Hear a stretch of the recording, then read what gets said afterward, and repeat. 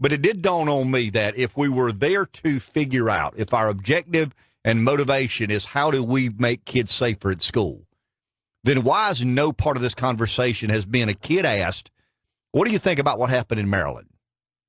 I mean, the girl was taken off life support, I think, yesterday. So there is a student death at the school in Maryland that happened last week when the school resource officer, who was indeed armed, confronted and engaged the perpetrator, and there was minimal loss of life. But the young lady, the girl, lost her life yesterday, I think, or maybe Saturday, when they turned the life support systems off. So there is a fatality there. It's horrible. It breaks your heart. It should break all of our hearts. But you got, a school resource officer in Florida who chose to not engage and confront, and we had 17 kids lose their lives. We had in Maryland a school resource officer who was courageous and heroic, who did engage, and we believe killed the assailant, and there's no coverage of that.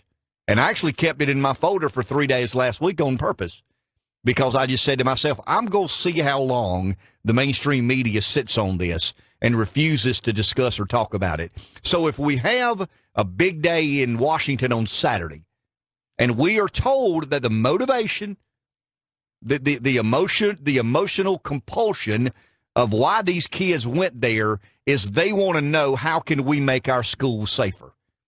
Well, there's evidence. There's recent evidence exactly how you can make your school safer, and that is to have properly trained people armed on your campus, period. To me, that is the clearest starting point imaginable. We can get to egress and ingress, and I believe at some point in time, as much as I don't like this, we're going to begin to build schools kind of like airports. There's going to be 3 or 4, separate entrances, and that's the only place you can access the campus of that school. But we've got evidence. We've got evidence that we know when somebody is armed and confronts and engages the assailant, there is minimal loss of life. 17 at one school because the person with a gun chose to not engage. 1 at another school because the person properly armed, trained, chose to engage. We know the answer. The answer is to not allow schools to continue to be soft targets. And we can have a debate about who should have a gun and who should not. But the more honest, decent, trained personnel on a school campus who are equipped and not afraid to confront somebody trying to kill other people is clearly where we start. Now, where we end up, there's probably different pieces of this puzzle to be put together. But as we had the event on Sunday, if the sincerity of that event was to indeed figure out a way to make schools safer, why did nobody at any point in time say, well, there was a case in Maryland where this gentleman was courageous and heroic and trained and armed, and we only lost 1 life. Now, 1 is too many, and I'll accept that. And the parent of that family are as brokenhearted today as the 17 are in the state of Florida. But it's not a news story today. Why? Because gun violence was confronted with honest law-abiding